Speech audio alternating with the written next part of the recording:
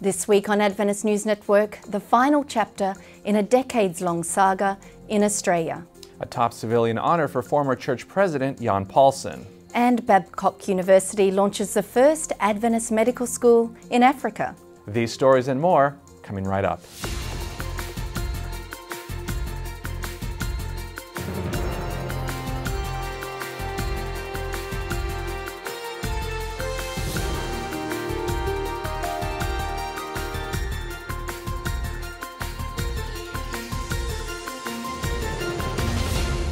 This is Adventist News Network, a service of the Seventh-day Adventist World Church. Thanks so much for joining us this week. First in the news, Adventist church leaders in Australia say this week's ruling on a decades-long legal saga over the disappearance of a baby could finally bring justice to the family. A coroner ruled that the 9-week-old daughter of Michael Chamberlain and Lindy Chamberlain Creighton was indeed taken by a dingo from a campsite near Ayers Rock in 1980. The girl's disappearance has for years plagued the family and marred the image of the denomination in Australia. Many community members accused the couple of taking their own child's life, and some went so far as to suggest that the Adventist Church encouraged such acts. Shortly afterward, Chamberlain Creighton was convicted of murdering her daughter. She spent 3 years in prison before new evidence reversed her sentence. This week's ruling ultimately confirms the couple's innocence. A veteran church leader, Jan Paulsen, received one of his home country's top civilian honours earlier this year. The former Adventist World Church president was appointed Commander of the Royal Norwegian Order of Merit for humanitarian service. Tor Tirensen attended the presentation ceremony in Norway last week and has this report. Adventists in Norway realized they were part of a once-in-a-lifetime experience as they gathered at beautifully situated Tyrifjord Junior College to witness former world president of the Seventh-day Adventist Church, Jan Paulsen, receive the Royal Norwegian Order of Merit. The special event took place during the Sabbath evening program of the annual Day of Fellowship for the East Norway Conference. The Bishop of Oslo for the Lutheran Church of Norway, the Reverend Ole Christian Kvarme, one of those who proposed to the Norwegian king that Paulsen's ministry be recognized with the Order of Merit, gave a short description of Paulsen's ministry. For ANN viewers, he summed it up in this way. Jan Paulsen is an outstanding church leader. He has so much warmth. He has depth in his faith and in his thinking. He stands out with personal humility. The insignia of the order were given by Knut Vollebæk, former Norwegian ambassador to the United States. The official statement from the Royal Palace cites meritorious work for the good of humanity as the reason for giving the order. Vollebæk said this of Paulsen's ministry. He has had a great impact for the Adventist Church in the world as its world leader, deepening it, enlarging it, making it better known and seen in the world. Paulsen himself felt both honored and humbled. Well, my feelings are I've been overwhelmed by the kindness, by the generosity of comments, overwhelmed by the sense of fellowship we have here in the church, and overwhelmed by the fact that the representatives who were officially here came and enjoyed the spiritual fellowship we've had together this evening. It's such a big thing. How can you put words to it? I praise the Lord, and I'm thankful to the church that's given me this opportunity. We turn now to Nigeria, where the church's Babcock University officially launched a School of Medicine this month. The Benjamin S. Carson Senior School of Medicine is the Adventist Church's first medical school in Africa. Church leaders say the move signals a growing commitment by Africans to address the continent's sweeping public health needs. Sub-Saharan Africa is home to at least 2/3 of the 33 million adults and children worldwide living with HIV/AIDS. But according to the United Nations, just 2% of the global healthcare workforce comes from the region.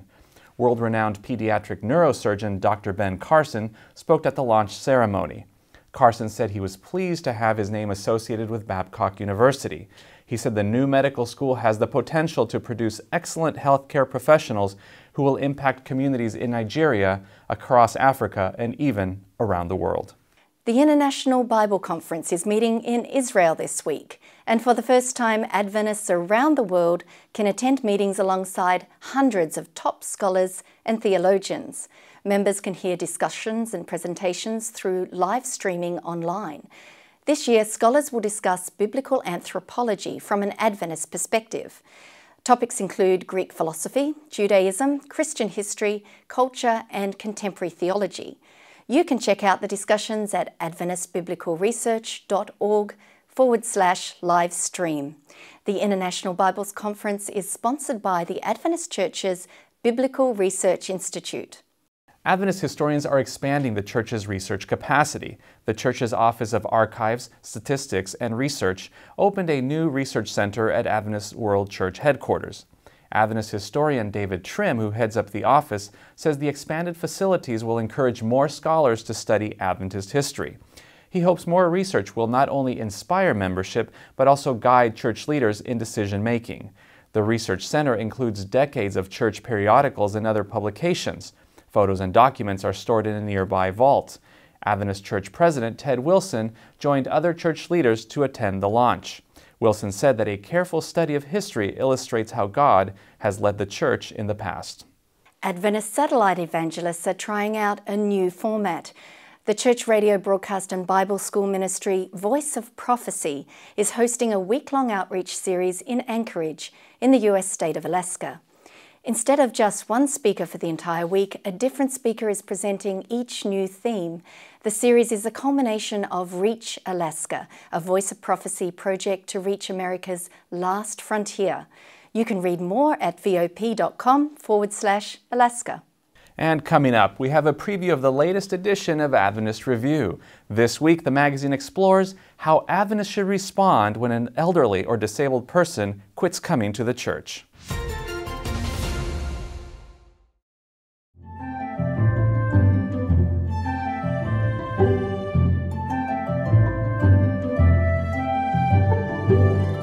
There is a garden in every childhood, an enchanted place where colours are brighter, the air softer, and the morning more fragrant than ever.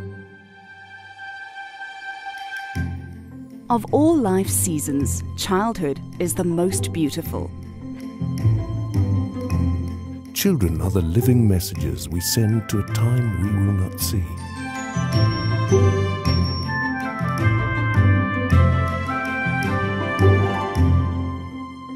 Blessed indeed is the man who hears many gentle voices call him Father.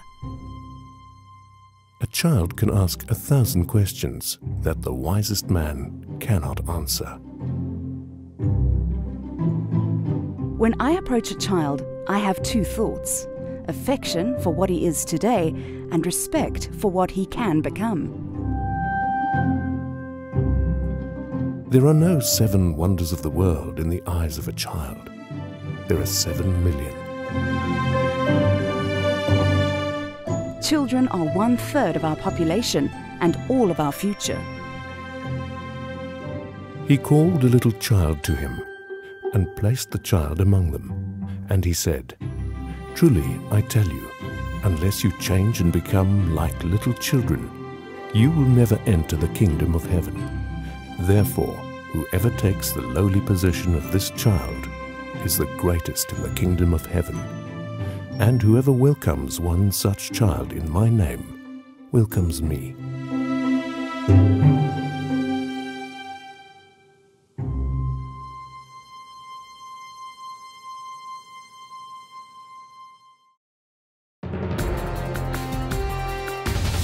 Welcome back. Here's Kimberly Moran with a preview of this week's issue of Adventist Review. This week, I'm happy to share with you details about the June 14 Adventist Review magazine.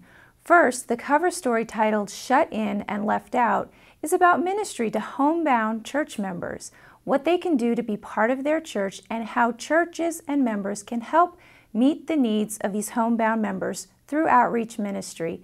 In putting the piece together, I interviewed several homebound members and church leaders who run successful ministry programs. Be sure to check it out and other web-only features related to this topic at www.adventistreview.org. We also have some great material on our Give and Take page where we share anecdotes and quotes our readers send to us. This week's Give and Take will be good for a few chuckles. Another terrific read is Leo Van Dolsen's article, Prisoner of Grace, which starts out with a burglary and gunshots in a Japanese city. It's a gripping piece that gives us a glimpse of God's grace. For these and more features, visit us at www.adventistreview.org. Church leaders are urging Adventists around the world to read or reread the Ellen White classic, The Great Controversy. Cindy Tooch has advice this week on how to deal with confusing passages in this book or others by the church co-founder. Every student of the writings of Ellen White will occasionally come across some perplexing passages.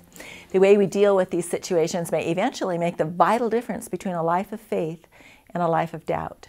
Let's take a look at 6 simple but important steps dealing with difficult texts.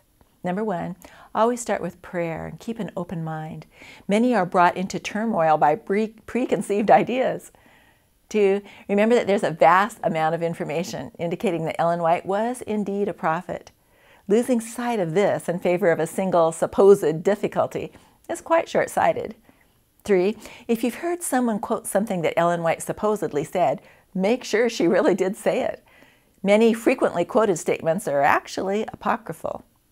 4, make sure to read the statement in its context and take a look at the historical circumstances. Many perplexities vanish easily once the big picture is clear. 5, if this didn't solve your problems, visit our website at http://drc.whiteestate.org. We've collected thousands of answers to questions like yours over the decades. Chances are that somebody else already discovered what you did.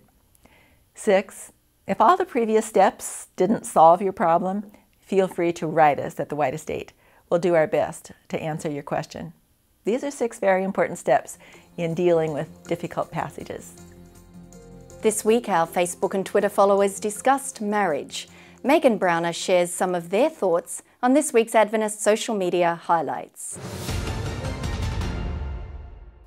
This week, we asked people on Twitter and Facebook how young people could know if they are ready for a lifetime commitment in marriage. Here are some of your responses. On Twitter, StephenDong228 says, young people should wait until they know the meaning of love. And what is the meaning of family? Knowing that marriage is holy, love is responsibility, and sanctified principle is the basis of every action. Festia MX calls their opinion old-fashioned. They say wait until the girl can cook, do laundry, and clean, and he can bring enough money to be stable. Rico JB says, when you are spiritually mature enough to see God's plan for you.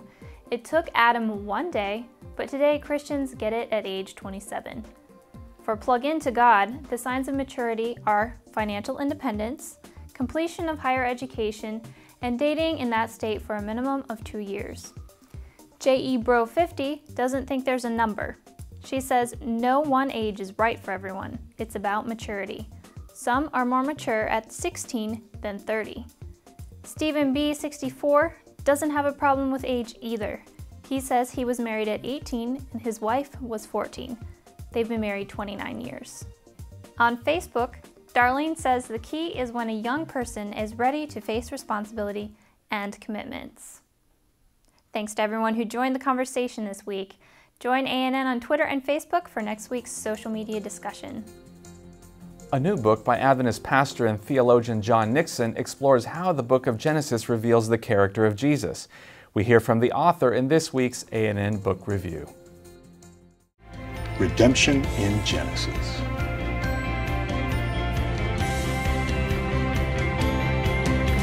This is the book, Redemption in Genesis. Let me tell you why I think it is so important. In these pages, we explore together the revelation of Jesus Christ in the Bible's first book. We see Jesus walking in the Garden of Eden and aboard Noah's Ark. We understand his character better by comparison with Enoch and in contrast to Cain. We will even see how it is that the love of Christ is revealed, paradoxically, in divine judgment of the wicked. One more thing. You notice that the subtitle of the book reads, The Crossroads of Faith and Reason. This is a reference to my attempt to show how it is that faith and reason, so often presented as being opposed to each other, actually work together to lead us to the truth. This is crucial when it comes to important doctrine like creationism. I could go on and on, boring you with my voice, blah, blah, blah. I would rather, though, captivate you with my words. In this exciting new book, Redemption in Genesis, The Crossroads of Faith and Reason. Redemption in Genesis, The Crossroads of Faith and Reason was published by Pacific Press Publishing Association and is available online through the publisher at pacificpress.com. Still ahead on Adventist News Network, why a child's first few years might be the most important. But up next, this week's Tech Corner.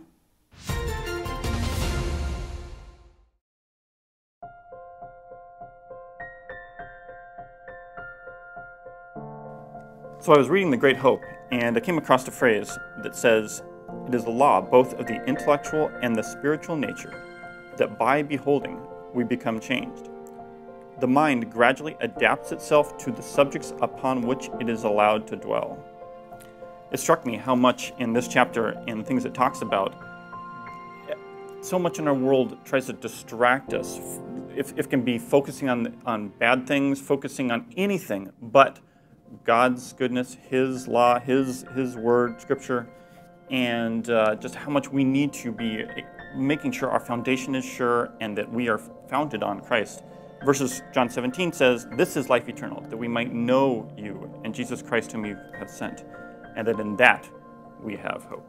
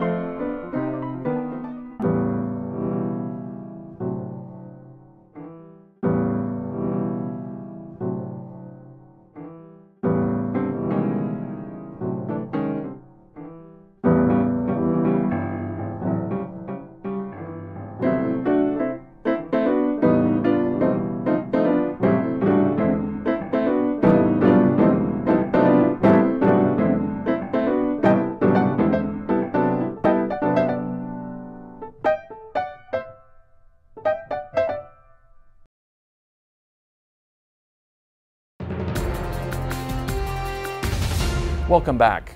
Headlines about security breaches are a great reminder to protect online information. For more, let's turn to John Beckett for this week's Tech Corner.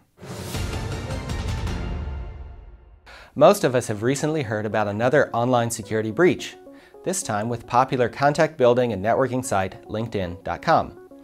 Apparently, LinkedIn did not use very good encryption on the passwords stored in its database. This meant that when hackers got a copy of the database, passwords were especially vulnerable. The inner workings of a site like LinkedIn are hidden, so it's impossible to know for sure whether a site is doing a good job of security behind the scenes. The reality is that bad stuff happens, even to the best sites. However, each of us can do a lot to minimize the damages of a single security breach by picking a strong password that is different for each website we use. If you use the same password on LinkedIn as you do for your email, Facebook, and Amazon, you could be extremely vulnerable. Think about it like having a single key for your house, car, and gym locker. The problem is that remembering all those passwords can be next to impossible, so you may want a digital keyring on which to store them. For this, I like 1Password because it works on my iPhone and computer. Another popular piece of software is KeePass. To further limit your risk, choose a nice long passphrase that's hard to guess and easy to remember. For those with LinkedIn accounts, go to the LinkedIn site to change your password right away. But watch out for scam emails offering to help you reset your password. Those are much more likely to steal it instead. Many parents worry about handling their children's teenage years. But as Sorsten Mafuni reports, the first few years of a child's life might be more pivotal. Neuroscientists, they tell us that when a child is born, comes with a lifetime supply of about 100 billion neurons. And at birth, the brain of a child weighs about 333 grams. And by age 2, it triples to 999 grams. And by age 3, it weighs 1,100 grams. Now, if a child is born with a lifetime supply of neurons, then what makes the brain grow? The synapses. When a child is born with 2,500 synapses. But by age 3, they multiply to 15,000 per neuron. And what makes these synapses to multiply? We are told that it is the environment of the child, cognitive stimuli, that is, reading books, playing with things which develop the mind. The brain only grows 100 grams from age 3 to 20. And you're going to find that the brain grows the most from 0 to 3, seconded by conception to birth. And then lastly, only 100 grams from 3 to 20. But many times we focus on teenagers, forgetting that the most important period is from pregnancy to age 3. From there, the brain doesn't grow much. It is important to focus on children. That's why Ellen White says the foundation of the child is laid in the first 3 years of a child's life. Child Guidance, pages 193 to 195. Focus on your children, birth to 3 years old. When we come back after the break, this week's iShare report. And coming up later, we hear from missionary pilots in Guyana.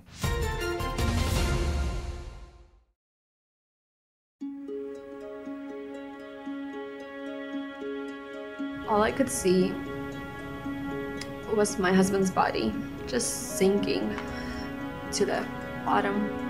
That day, I will never forget. And that prayer was the hardest prayer I've ever said in my life.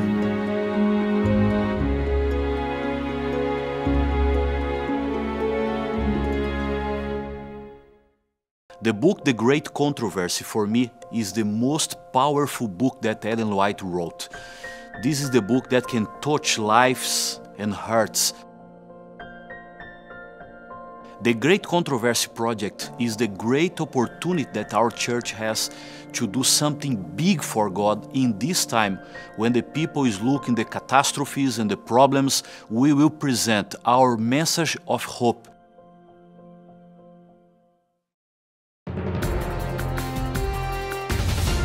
Welcome back. Let's turn to Sergio Gonzalez to find out what news you reported this week.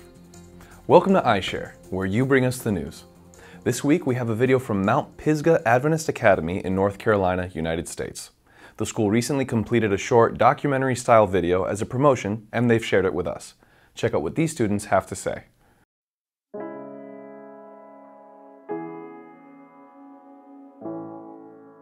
It was my 8th grade summer, and I had just finished about 7-8 years in public school up until that point. And so then I was just deciding, wondering where I was going to go for high school. I had some choices with public high school right down the road, and then Mount Pisgah Academy. Every time I'd go to camp meetings, you know, they'd always come give out free t-shirts and whatnot. So I started praying about it. I was like, you know, maybe God wants me there. My dad was a pastor at the time, and so I come home one day, and my dad calls me and he sits me down. He's like, look, Joseph, we're gonna get transferred. As soon as he said Asheville, North Carolina, I was kind of like in shock. I was like, Mount Pisgah Academy is about 5 minutes away from there. God has changed my life through all the different experiences that all the past 4 years. And I know He lives, and I know He's been guiding me from that point. To watch the rest of the video, search for Jesus Lives at Mount Pisgah Academy on YouTube. Thanks for watching iShare, and don't forget to send us your stories at news.adventist.org/iShare. Adventist World Aviation supports remote villages in Guyana, but as Jared Kananaikal reports, this ministry goes beyond delivering supplies and providing medical evacuations. For Adventist World Aviation, sharing Christ with the people they serve is as important as tending to their physical needs. Please listen to what these missionaries feel is the most important part of their job at AWA. You don't need to be a pilot to be part of Adventist World Aviation. Our job as missionaries isn't to bring Jesus to these people, it's to help them see where Jesus is already at work in the places where they are.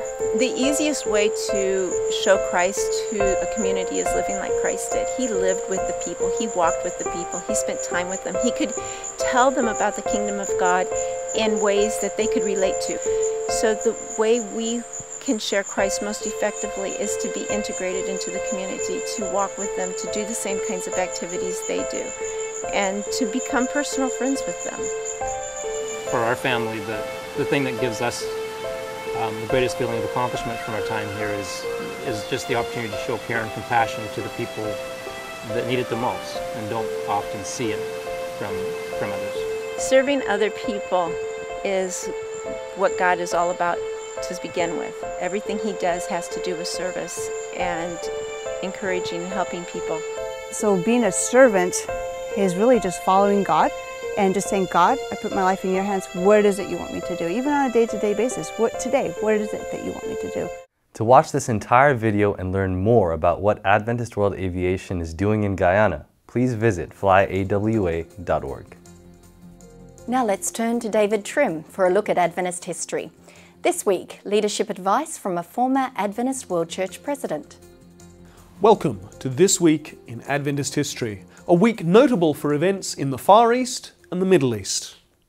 On June 11 in 1882, H.P. Ribton, first Seventh-day Adventist missionary to Egypt, and 2 Italian co-workers were murdered in anti-Western riots in Alexandria. All Seventh-day Adventists in Egypt were foreigners, and in the shock of the riots and the murders, they all emigrated. There was no Adventist presence in Egypt again until 1898.